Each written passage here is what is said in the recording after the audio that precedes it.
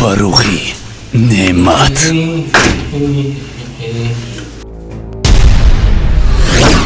Yanka. Assalamualaikum.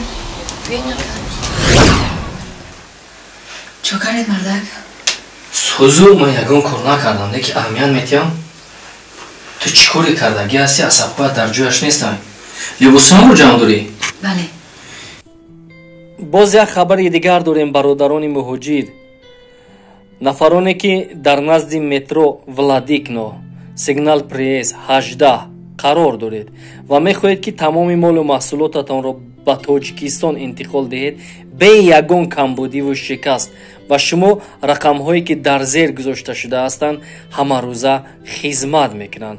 همچنین برادرانی که 400-500 کیلومتر از مسکو و پدمسکو دور هستید حجم بارتان یک تن رو تشکیل میده خودی برادرها رفته دسترس کرده آورده به جای درکاری میرسونند. مال و محصولات شما به هر گوشه کنار تاجیکستان از آن جمله شهر دوشنبه، شهر قرغن، شهر کلاب، وحدت، مومن‌آباد، ناحیه واسه انتقال داده میشد. بشتابید تا دیر نسازید. تماشابینان عزیز تشکر زیاد برای دستگیریتان. خواهش میسازم باز در کانال ابونه شوید. پیش از اونه که ما در دایره یک کار خلاصه براری نماییم خوب میشود که درباره آن کار 100 مرتبه فکر سازیم زیرا کوچکترین خطاگی باعث ویران گردیدن عائله میگردد.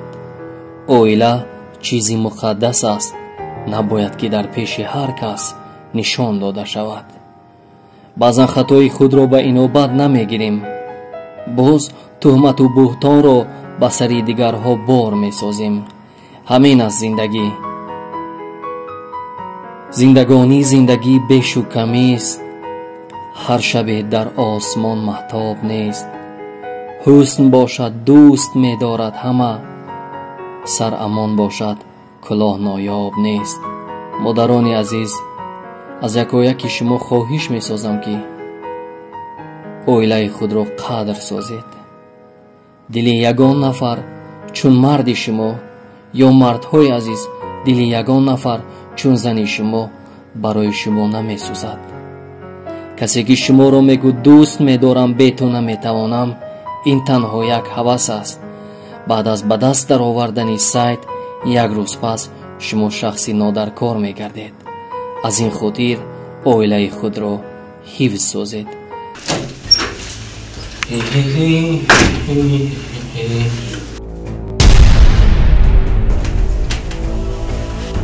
ها؟ چه خوش قوقت کشور شد؟ عصبات ویران شد؟ تنجی ها؟ نه تنجی مالک جون در اومدم شما نبوده در با بیرون رو اومدم ندادی همین پول رو؟ شما خوداندی و دوستی من چی دلت جور میرود؟ نه هیچ چیز نه زنی سوده انیخ که برای همین پول عصبات ویران شد. تو ای کجا میدونی دوستی را؟ ای زارا ای بابای دورم که تورن یه مشکلات شدینی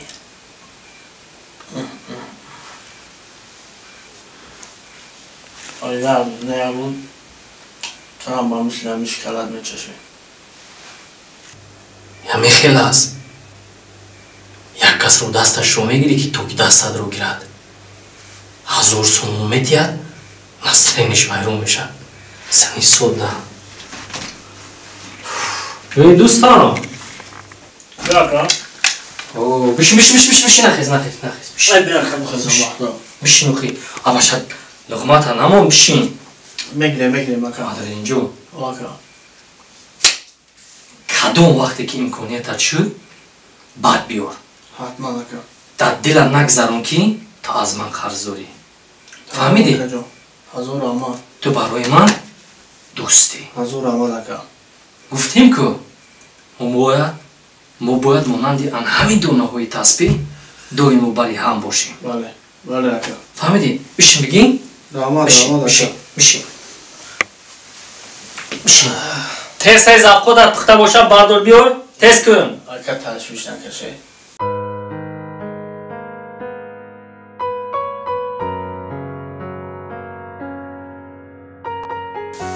زحمت میشه بختم. یک بوری دیگه همین گپ رو میگوی خفا میشم. قبول نکرد قبول. اوش شود. اما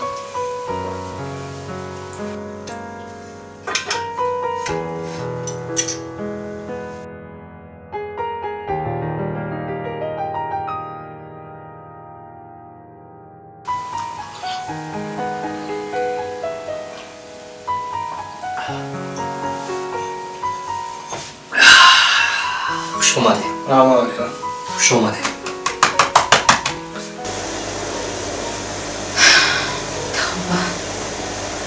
خدا جان این خیلی دوستا پناه داره.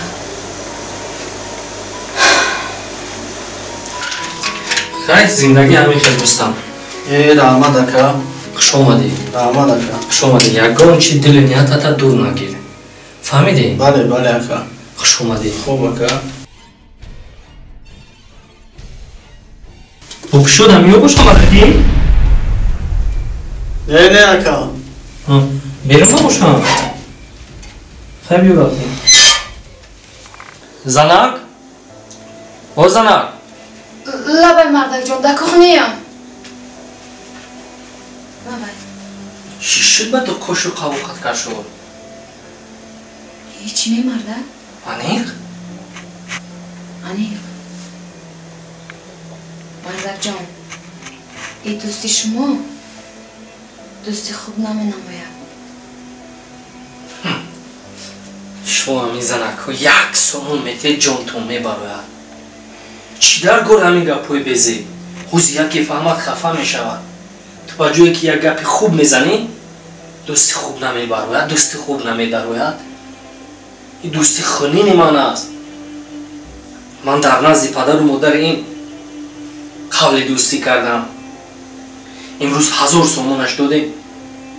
دوستی خوب نمیبروید زنک.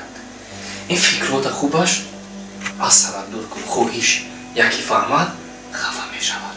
مایلی؟ خوب شده مردک. بگذار گپی شما باشه. انا میخیل. هر روزی افکات باید با منظر باید تعریف کرد دوستم. انا میخیل. مرد رو مرد میکند زن میکند. نامرد هم میکند زن میکند.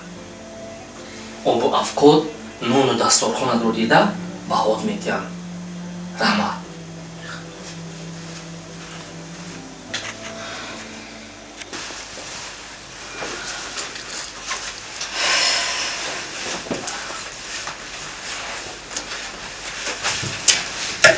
ها زنک؟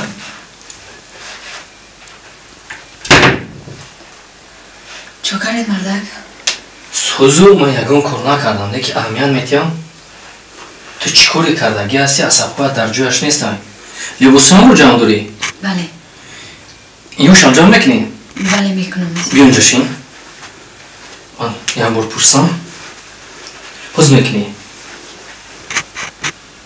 روستش روگه بزن. چی مشکلی داریم؟ یگان نورسوگی داریم در خونه؟ یگان کمبودی داریم؟ چند روز شد اهمیت میدیم اصاب باید در جویش نیستم.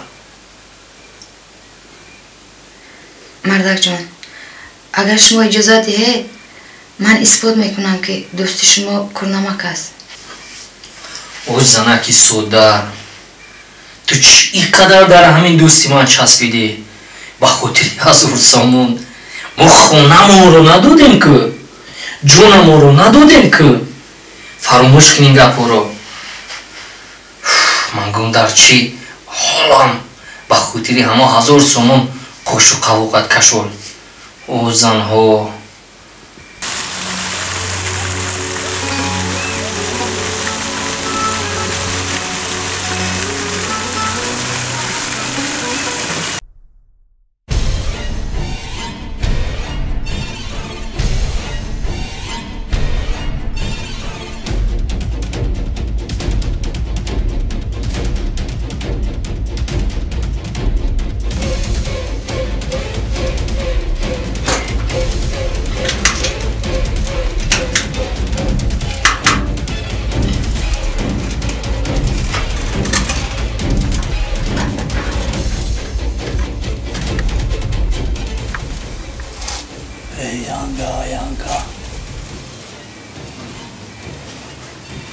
از به من نشان میتم دادم با کامیرا ما گیران کنم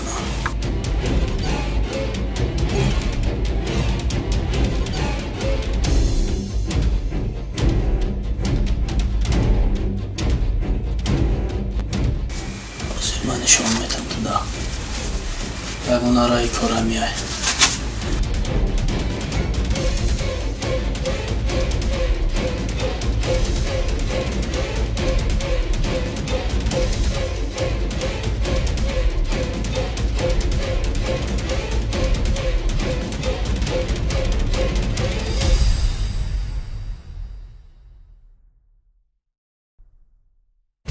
درک جو باید بسیار جدا داشتیم میروزم کنه استورا